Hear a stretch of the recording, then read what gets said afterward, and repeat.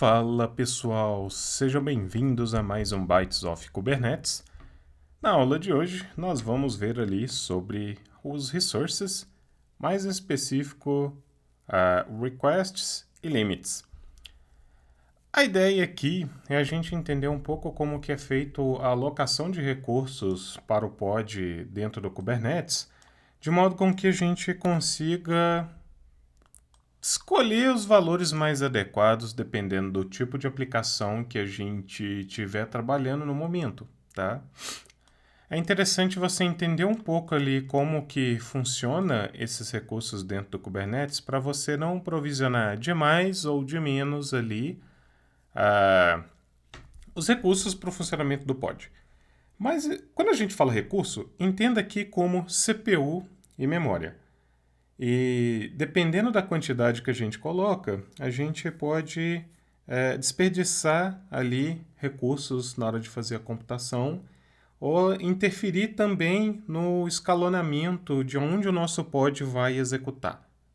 Então é muito importante você entender como que esse cara aqui funciona, porque dependendo da tecnologia que você estiver utilizando ali, você ainda tem que considerar o comportamento daquela tecnologia na hora que você for fazer a definição da quantidade de recursos que você vai utilizar, né? Pensa, por exemplo, no caso de você estar trabalhando ali com a JVM, a gente sabe que tende a consumir muito recurso de memória ali do nó, então você já tem que separar um pouco de memória que vai ser para JVM, você tem a RIP stack que você configura, a quantidade que ele vai alocar por conta própria, fora depois a alocação que você tem que aplicar ali no seu próprio pod, né? Isso é só um exemplo que é bem comum da gente encontrar por ali, porque a ideia, de modo geral, é a gente fazer com que desperdice a menor quantidade de recursos possível, que a gente também consiga colocar a maior quantidade de pods possíveis por nó, porque aí a gente está realmente aproveitando o nosso dinheiro ali, os recursos computacionais, para não ter nenhum desperdício. Então entenda o seguinte, quando a gente faz a configuração do nosso pod, a gente pode ter um ou mais containers ali, e cada um desses caras ele vai ter um requisito específico em matéria de consumo. Você tem que entender como que é o comportamento da sua aplicação antes de você pegar e sair executando as coisas ali, tá? Porque senão você vai colocar a culpa de um problema que não tem nada a ver ali, né? E vai ficar frustrado por conta disso. Então esse cara aqui consome os recursos de modo diferente desse cara aqui e tá tudo bem. Quando a gente vai fazer a configuração, a gente pode definir a quantidade de memória e CPU que a gente vai alocar para as nossas aplicações. Por exemplo, eu posso ter esse cara aqui, deixa eu diminuir a letra, e ele vai consumir X aqui do meu nó. E eu tenho esse outro cara aqui, que ele também vai consumir Y do meu nó. E beleza. Só que, dependendo de como que é o comportamento da minha aplicação, pode ser que ela necessite ao longo do tempo de mais memória ali. E se eu precisar de mais memória e eu não tiver dentro do meu nó, o Kubernetes ele vai pegar e vai matar aquele pod por falta de memória e vai deixar o aviso que é por falta de memória ali. O mesmo caso seria para essa outra aplicação ali dentro do mesmo pod, mas aqui a gente está falando a concorrência interna ali de um único pod, né, onde que eu posso ter mais de um container ali funcionando, e por conta do comportamento de um deles ali, eu simplesmente pego e mato todo mundo ali dentro, né? Não é o ideal ali para a gente lidar.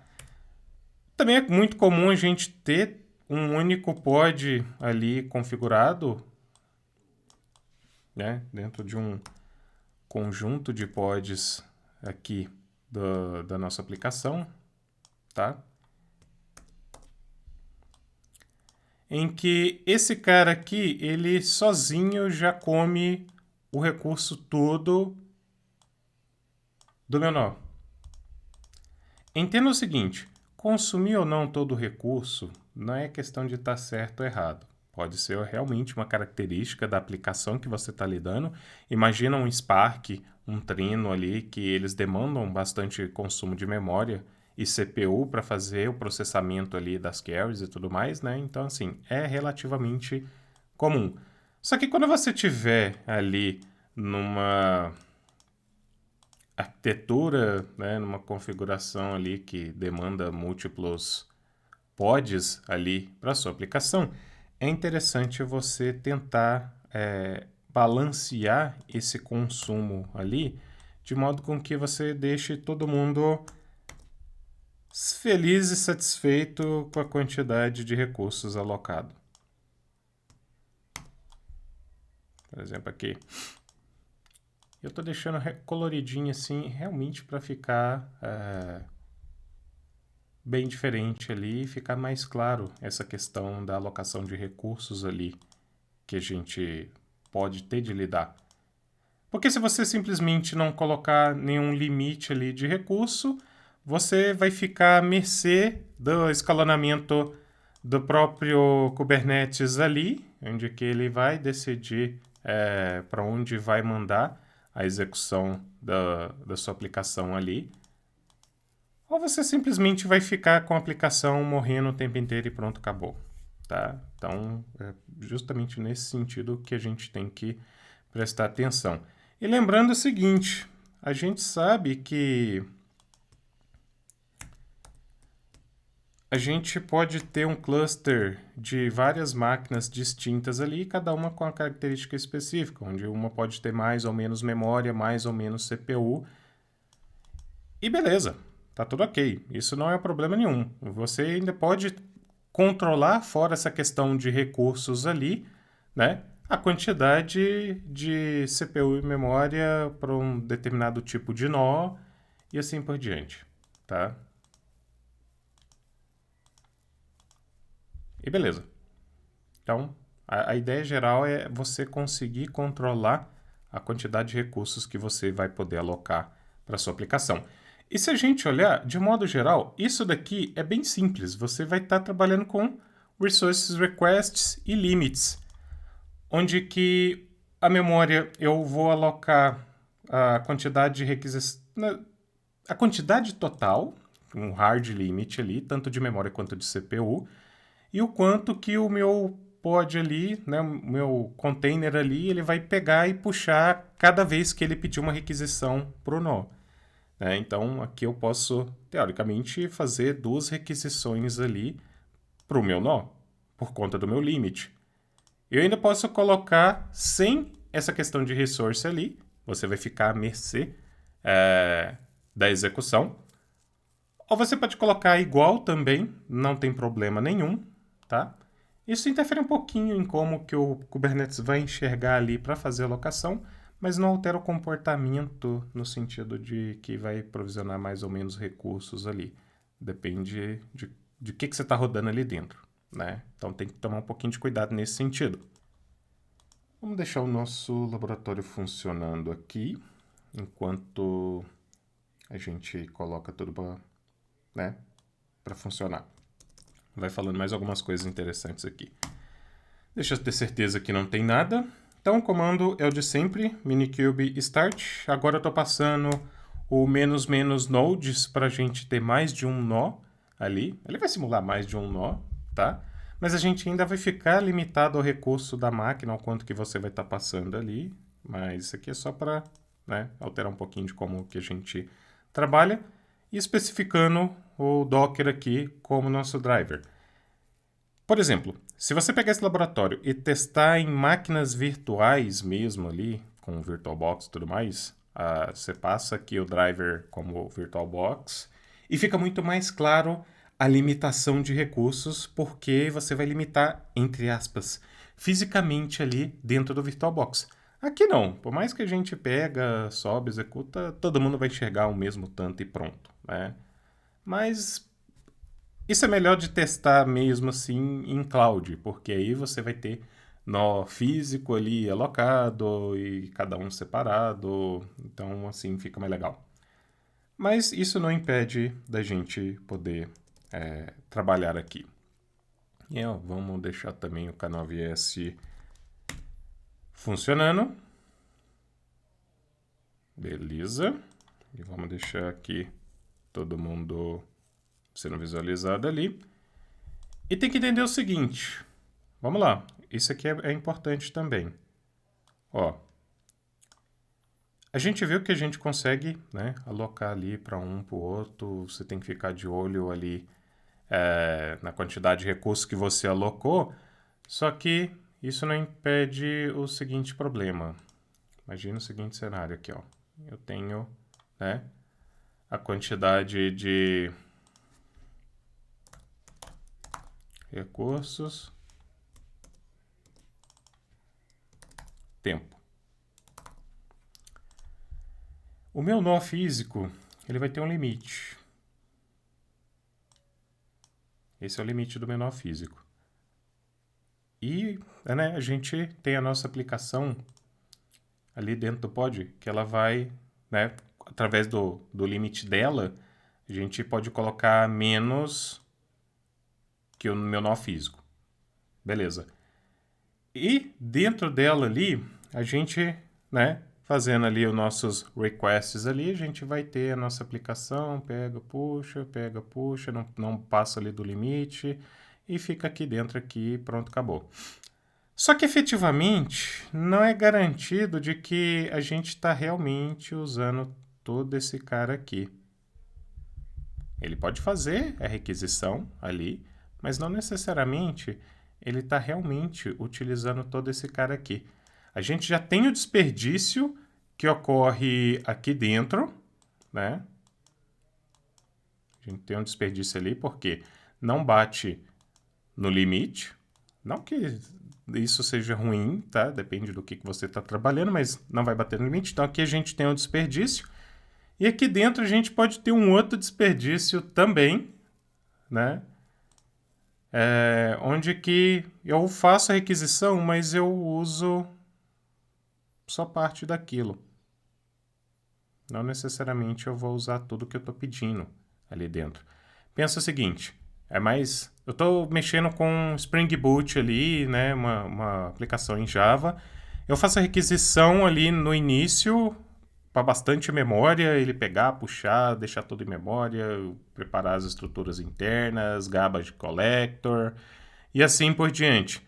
E depois disso ele pega e larga ali, né, simplesmente não puxa mais nada. E, bom, vou ter esse desperdício ali, porque eu poderia estar com aquele recurso livre ali para outro pod pegar e fazer o pedido ali para o nó, mas eu não vou estar. E dependendo do que você observa ali, né, por exemplo, num autoscale, se você estiver monitorando o uso de memória de uma aplicação que usa JVM, você não vai ver ele funcionando. Porque vai fazer o pedido ali da memória e o negócio não vai soltar, vai ficar com aquilo ali alocado para ele, mesmo que não esteja sendo utilizado. Tá? Então, tem que olhar com bastante cuidado essa parte aqui para você conseguir também colocar muita aplicação dentro do mesmo lugar. E detalhe, aqui a gente está falando de memória. CPU a gente pode enfrentar o mesmo problema também, que a gente pode pedir ali mais ou menos CPU, né? E entenda esse pedido de CPU aqui, eu posso pedir 1, 2, 3, 4, 5 CPUs ou meia, um quarto de CPU, mas entenda como o tempo de execução ali que, né, tem a alocação ali, o hyperthreading e as threads funcionando e trocando contexto, e hora é uma aplicação que executa, troca, vem outra aplicação executa, troca, vem outra aplicação executa. Tem todas essas questões que já são normais dali da execução da CPU também por baixo dos panos, né? Então entenda esse cara aqui como o tempo de execução que você vai alocar da CPU ali, que ele vai ser alocado, né, pelo Kubernetes ali no Container Runtime e tudo mais. Então assim, pode parecer um pouco complicado, mas À medida que você entender como que é o comportamento da sua aplicação, você vai conseguir executar mais ou menos ali pods e entender quando você precisa de mais ou menos recursos, seja para funcionar a mesma aplicação, para escalonar o serviço, o auto-scale pedindo mais nós e derrubando e assim por diante, tá? Agora parece um pouco complicado, mas esse é o tipo de coisa que a gente vai realmente ver com o tempo, beleza? Então vamos lá. Eu vou dar um apply nessa primeira aplicação. Antes disso, deixa eu criar o namespace lab. kubectl create namespace lab. Beleza. E agora eu vou dar um apply nessa aplicação. Beleza. Ela vai pegar, vai executar.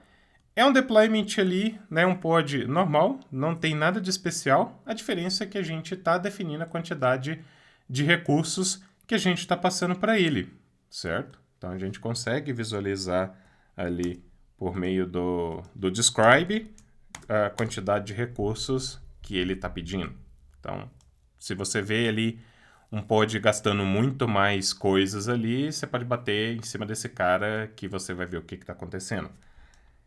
E é legal que a gente também pode trabalhar melhor com o Metric Server, que é a aplicação que vai ficar rodando e te entregando as métricas de consumo ali das aplicações dos pods ali dentro.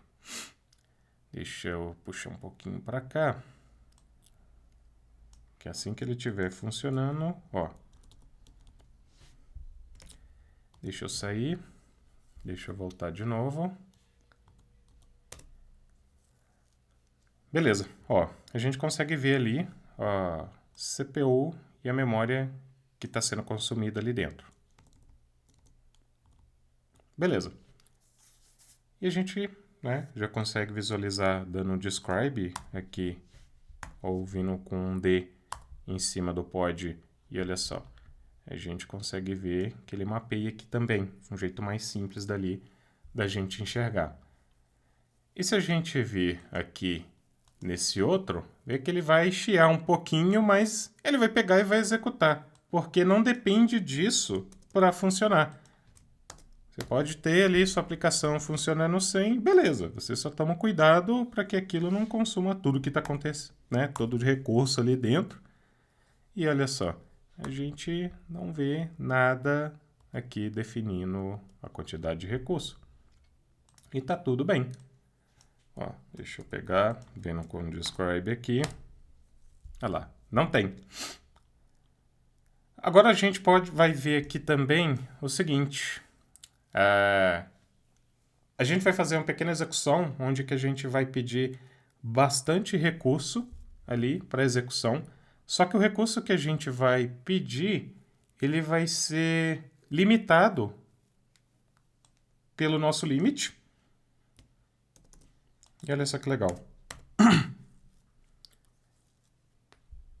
Ele vai pegar, ele vai criar, ó.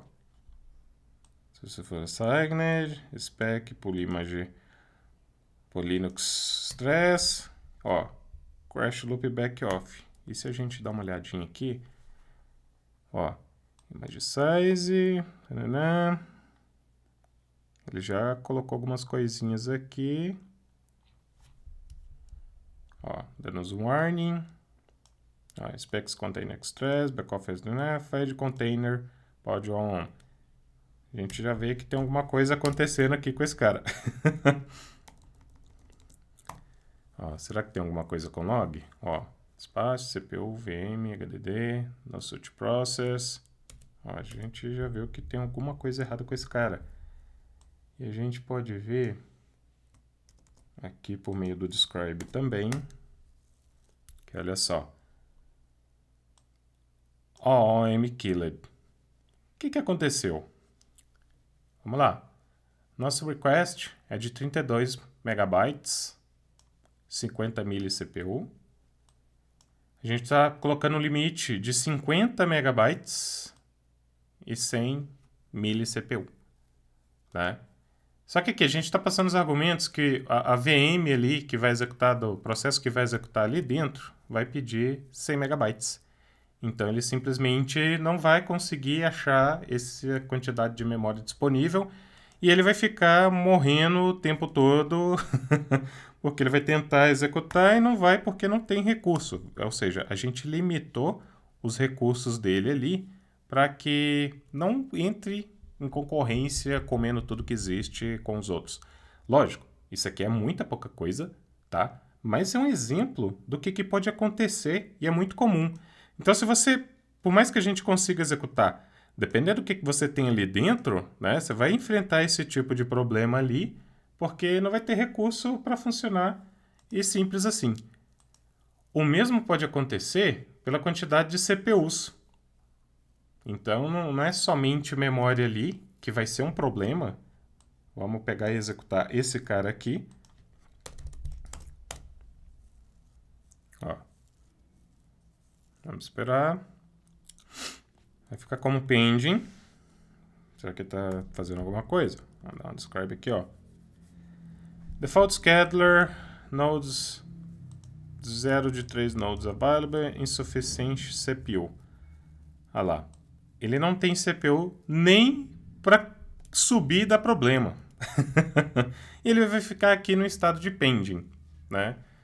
Isso também pode acontecer com outros recursos ali que o seu pod está pedindo, por exemplo, algum volume, rede, ou usuário com alguma permissão específica para acessar algum recurso dentro do cluster de Kubernetes, mas no nosso cenário aqui, ele está como pending em quantidade de CPUs, né? Porque eu não tenho 16 CPUs ali disponível para isso. E, ó, se a gente vir aqui e dar um get pod, ó, tá como pending. E se a gente pegar os eventos, a gente vai ver aquele mesmo evento que a gente acabou de visualizar. Ó. Falta de CPU para ele executar.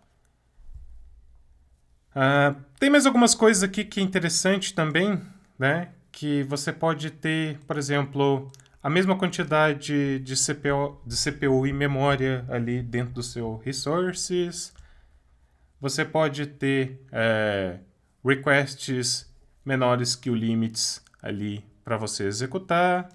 E você pode não ter nada ali, né, definido em matéria de recurso. Dentro do Kubernetes, ele acaba classificando ali a execução desses caras por conta dessas características ali, né? Onde que quando você tem os requests ali, né? Por exemplo, o garantir. Você tem os requests iguais aos limites ali, né? Então, ele vai dar uma prioridade diferente na execução desse cara. Por mais que a gente não coloque nada aqui, nenhuma coisa aqui específica ali, ele vai dar uma prioridade diferente para esse cara, do mesmo jeito que vai dar uma outra prioridade para esse cara, e ele vai dar uma outra prioridade para esse cara aqui. Isso é o que chama de QoS, ou Quality of Service, que existe dentro do Kubernetes, né? Então, o que seria, por exemplo, a classe mais alta ali, né, seria com requests iguais a limits, né? Então, vai ser como guarantee. Você vai ter ali um intermediário, mas é porque você ainda tem a declaração de recursos, mas os requests são menores que os seus limites ali, então ele vai ser burstable. E o que tem menor prioridade ali é quando você não coloca nenhuma declaração de recursos, você simplesmente pega e executa, né? E pronto, acabou. Isso interfere muita coisa? Olha, no tanjo que eu já trabalhei, não tive nenhum problema, não tive nada para poder que justificasse esse QoS ali, né? Eu sempre tomei cuidado em relação mais ao o scheduler em relação à quantidade de memória e CPU e para os nós que eu estava enviando ali as aplicações de engenharia para funcionar, do que eu ficar de olho em qualidade ali e quem que vai ter mais ou menor prioridade. Por mais que isso daqui exista, né, você pode ter algum cenário ali que você vai acabar precisando olhar alguma coisa nesse sentido, mas de modo geral é bem pouco. É bem pouco. Isso aqui, né, acaba ficando mais como uma curiosidade ali, né, do que qualquer outra coisa. Não que isso não possa acontecer vocês precisarem fazer esse tipo de coisa, tá? Mas nos cenários que eu já tive, eu precisei preocupar muito mais com tentes, affinities e a quantidade de recurso por aplicação que eu estava trabalhando ou por conta de auto-scale de nó dentro de cloud. Mas a gente, sem declarar nada, né, simplesmente seguindo essa regra ali pela quantidade de resources que a gente alocou, a gente pode ver que ele colocou ali, ó, como guarantee, burstable e best effort. De modo geral, né, é assim que vai usar o request e o limit ali dentro de resources. Então, é só tomar bastante cuidado, né, no funcionamento da sua aplicação para você garantir que vai estar ali distribuindo os pods dentro dos nós do melhor modo possível para que todo mundo funcione. Por hoje é isso, pessoal. Curtam, compartilhem e a gente se encontra ali nas próximas aulas. Valeu!